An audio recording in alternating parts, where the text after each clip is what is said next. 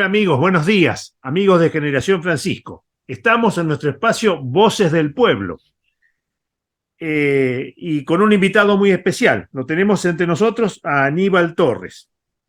Ustedes saben que en temas de doctrina social de la Iglesia, de pensamiento social de la Iglesia, después de bastantes debates, de varios años de debate, se adoptó un método. Fue Juan Pablo II el que lo definió, a la manera que definía Juan Pablo II, que era diciendo, y esto es así, y no había mucha más discusión, y dijo, bueno, el método es el que aplicaba la Juventud Obrera Católica, el famoso ver, juzgar y actuar, que antes no estaba tan aceptado o tan universalmente aceptado.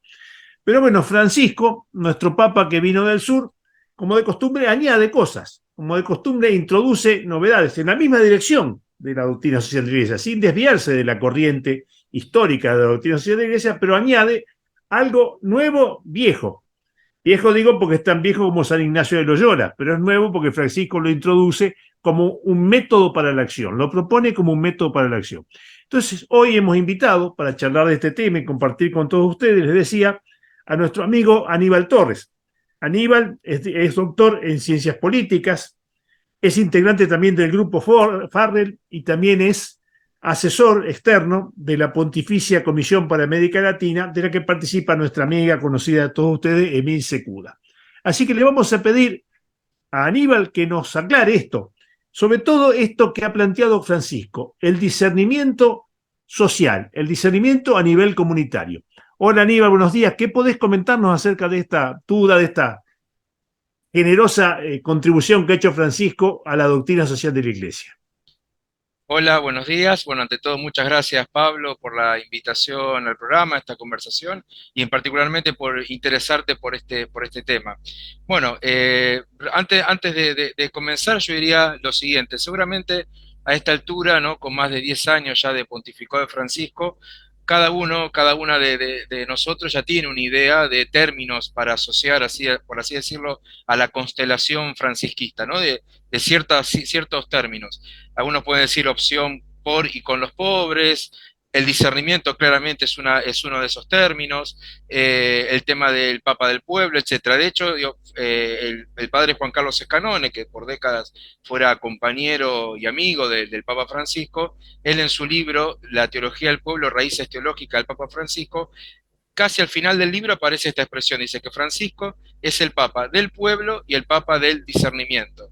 Yo en un artículo por ahí que salió en la revista, se llama Zoom, hace un tiempo había escrito también de que a ver, esos dos términos, el Papa del pueblo y el discernimiento, decía que también es el Papa de la misericordia, ¿no? Porque tiene que ver hasta con su propio lema episcopal, que era el lema como Papa, del miserando atque eligendo.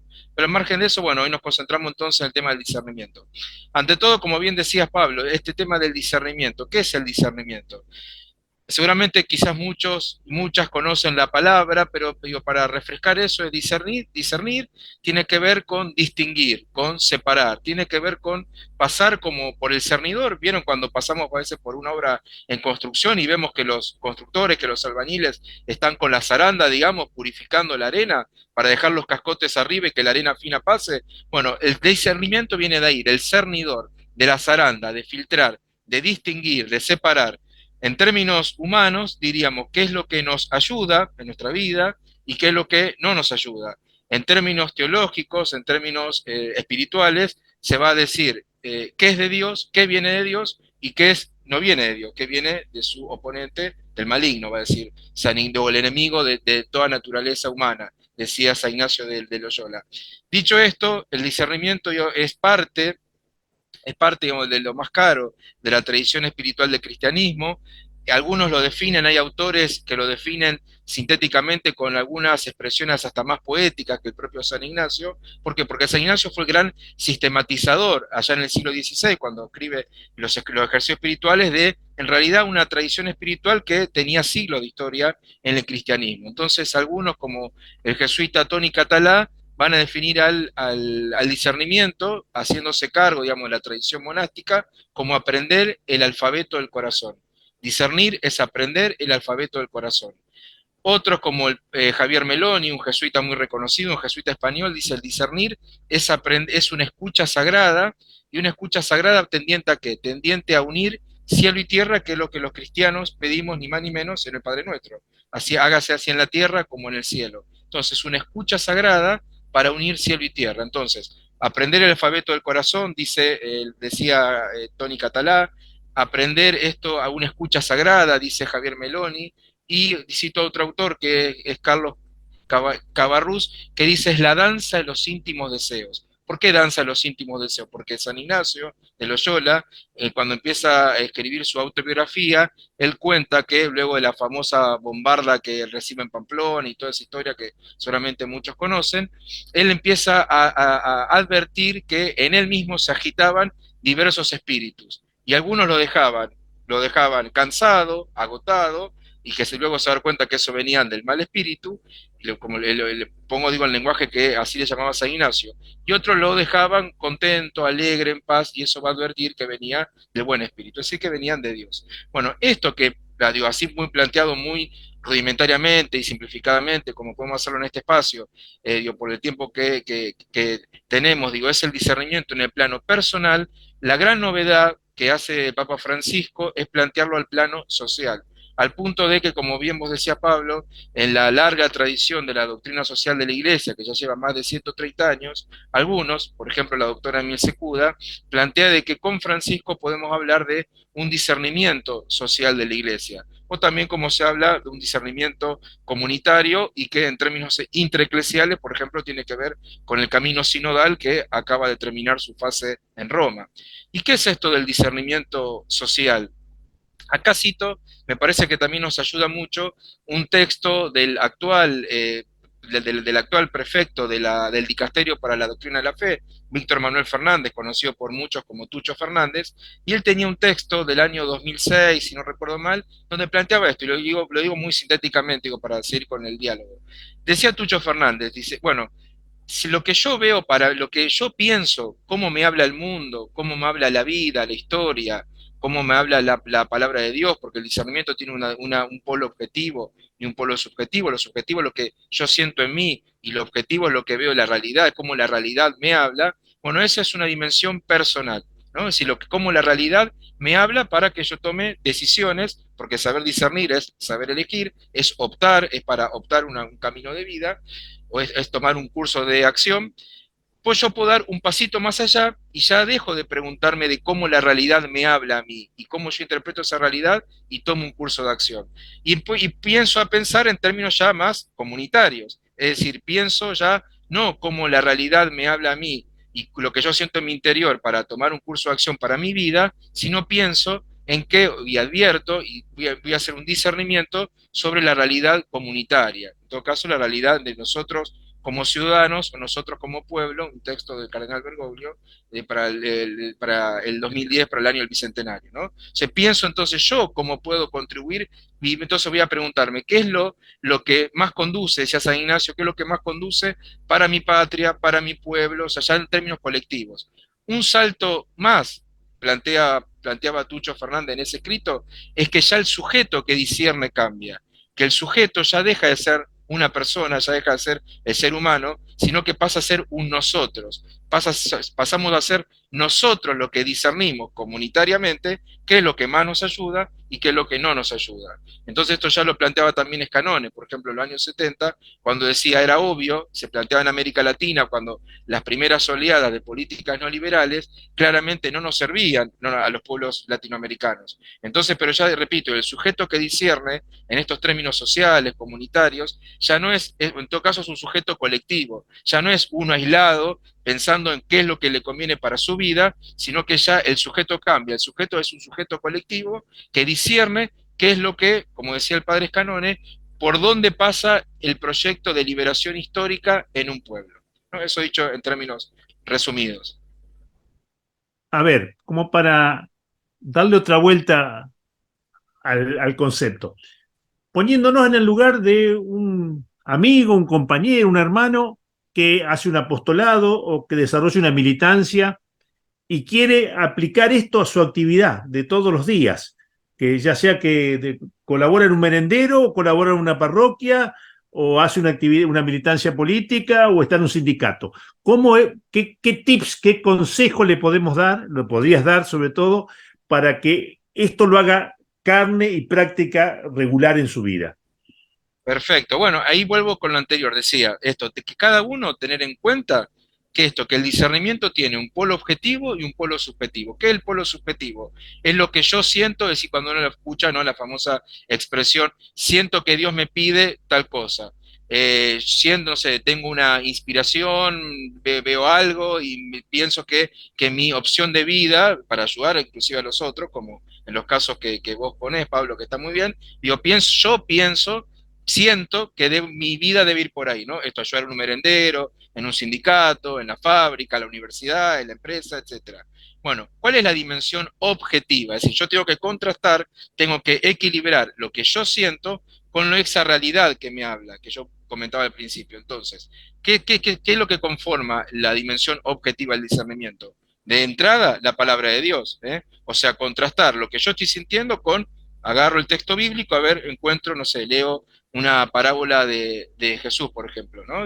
Por poner un ejemplo. Bueno, ¿qué La me dice? bienaventuranza, por ejemplo. Exactamente, la bienaventuranza, como dice el Papa, el gran protocolo, ¿no? A Mateo 5 y Mateo 25. Bueno, puedo tomar esos dos textos. ¿Qué me dice esa palabra de Dios? Entonces, pero me dice desde la exterioridad a mí, la palabra de Dios, los signos de los tiempos, es decir, como decía el padre Escalone, por dónde Dios está actuando en la historia, cómo Dios nos está hablando en esta historia, a través de qué nos habla. Pongo un ejemplo. Juan 23, en la encíclica Pacem in Terris, de hace 60 años, decía que los signos de ese tiempo eran tres. Por ejemplo, él decía, mayor participación de los trabajadores en la vida pública, mayor participación de las mujeres en las actividades sociales y un afán de emancipación de los pueblos, en ese caso del llamado en aquella época del tercer mundo, ¿no? Bueno, deberíamos preguntarnos cuáles son los signos, los tiempos de nuestra época, por dónde Dios está actuando, qué nos está pidiendo. Por ejemplo, pensemos en toda la cuestión climática, en el cuidado de la casa común, en el cambio climático, ¿no? Calentamiento global. Bueno, Dios nos está hablando a través de esos signos, los tiempos. El tema de la guerra, bueno, que es un signo de los tiempos claramente negativo, pero bueno, ¿cómo yo puedo ser artesanos de paz en un mundo que está en guerra? Como dice el Papa. Entonces, la palabra de Dios, los signos, los tiempos, y otro ejemplo de cómo contrastamos lo subjetivo con lo objetivo es sin duda el magisterio, ¿no? Esto que decimos, el magisterio social pontificio. No me voy a buscar a ver de qué hablaba León XIII hace 130 años atrás, porque el método, como muy bien vos decías, el método ver, juzgar, actuar, evidentemente lo que veía León XIII en Rerum Novarum en 1891 no va a ser lo mismo que va a ver Francisco en Fratelli Tutti en el año 2020. Entonces, tengo en cuenta también en esta dimensión objetiva qué es lo que el magisterio de la Iglesia está diciendo, qué es lo que está viendo el Papa cuando publica sus documentos, de qué temas habla y de qué temas no habla. ¿De qué está hablando? Bueno, habla del cuidado de la casa común, habla de la amistad y la fraternidad social. Bueno, todos estos elementos, repito, la palabra de Dios, la tradición de la Iglesia, los signos de los tiempos, el magisterio pontificio actual, debo internalizarlo, debo tenerlo en cuenta para mi discernimiento personal.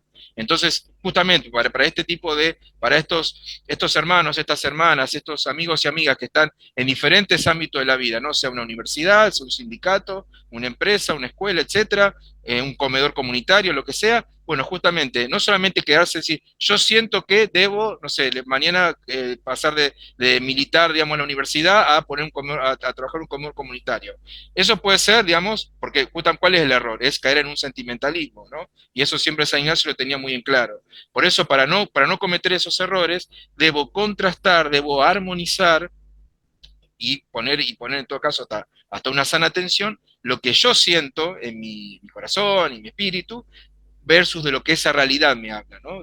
A través repito, de elementos muy básicos, digo, en la tradición cristiana, de la palabra de Dios, la tradición de la iglesia, los signos de los tiempos, y qué signos de los tiempos, de qué nos habla, de eso, cómo aparecen esos signos de los tiempos reflejados en el magisterio social pontificio, en este caso, no digo para las profesiones que estamos hablando. Entonces digo eso, integrar lo personal con lo colectivo, al fin y al cabo con esto de que decíamos por nosotros como ciudadanos y nosotros como pueblo. No vivimos aislados, nadie se salva solo, nos decía Francisco a la pandemia, ¿verdad? Entonces, bueno, también esto para cada hermano y cada hermana que está en su realidad cotidiana, ahí en las trincheras, por así decirlo, bueno, tratar de, en la medida de lo posible, bueno, si siente algo, bueno, que tiene que colaborar aquí y allá, busco, leo a ver, por ejemplo, como bien decía, leo Mateo 5, las bienaventuranzas, a ver por dónde va el programa de vida del cristiano, según lo planteaba Jesús, ni más ni menos, qué es lo que está, de qué habla el Papa de qué temas habla, bueno, y sabemos de qué cosas que habla Francisco, ¿no? Le preocupa mucho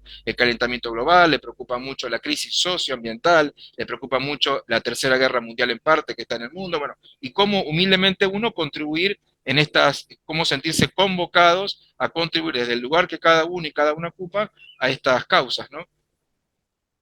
¿No te parece que, por lo menos para los que profesamos la religión, el sínodo de la sinodalidad y estos dos conceptos, tanto participación como diversidad, que se hayan podido reunir, han sido también signos de los tiempos? Ver personas de tan diversas orígenes, extracciones y pensamientos, puntos de vista distintos, poder compartir desde el comienzo del sínodo, de hace 2 años, pero ahora materializándose en esa semana que se reunieron en Roma, y esa voluntad de participación, ¿no? Participación y diversidad como dos signos de los tiempos también a tener en cuenta en la vida eclesial y en la vida social. Tal cual, sí, sí, bueno, evidentemente, justo a nivel, yo lo planteo, digo, más a nivel, ¿no es cierto?, social, por así decirlo, digo, que es común a a todo el género humano, digamos, pero sin duda, digo, en términos intraeclesiales, claramente, un signo de los tiempos es la sinodalidad, como, digamos, 60 años atrás era la época conciliar, ¿no? Entonces, sin duda, claro, efectivamente, este caminar juntos, ¿no? Digo, para quien no escucha, a lo mejor la palabra sinodalidad o sínodo le suena un poco rara. Bueno, esto es sinodalidad de caminar juntos, hacer caminos juntos y hasta, como habrás visto Pablo, que también, y lo han remarcado varios, el tema de cómo estaban dispuestas las mesas en el aula Pablo VI, ¿no? De que ya no había una tarima, de que algunos hablaban, no sé, por decir algún, un obispo, un cardenal hablaba por encima de los laicos o las laicas que estaban invitados, sino que estaban en un sentido paritario, ¿no? En mesas redondas, y hasta el Papa estaba sentado ahí en una mesa con algunos de sus colaboradores. Bueno, efectivamente, como bien decís, coincido totalmente, eso también es un signo de los tiempos, es decir, hoy no se trata de, por eso tiene que ver, en el plano social hablamos de este discernimiento social comunitario, y en el plano intraeclesial hablamos de sinodalidad, estamos diciendo lo mismo, solamente nada más que según en qué plano lo estamos aplicando. En el plano social, en el plano civil, por así decirlo, hablamos de discernimiento social comunitario, y eso se traduce o expresa lo que en el plano intraeclesial es la sinodalidad, es decir, ya no decido yo solo, ya no decide un párroco solo, ya no decide ni siquiera un obispo solo, decidimos sinodalmente, el mismo Papa se pone a la escucha y convoca a toda la iglesia a escuchar, ante todo escuchar a quién, escuchar al Espíritu, y ese Espíritu a veces puede hablar en alguna mayoría y a veces puede hablar en una expresión minoritaria. Por eso el Papa, con mucha cautela y con mucha prudencia y énfasis al mismo tiempo, siempre ha dicho: el sínodo no es un parlamento, no se maneja por mayorías y minorías, no es un parlamento al estilo de los congresos en nuestros países, donde la política hace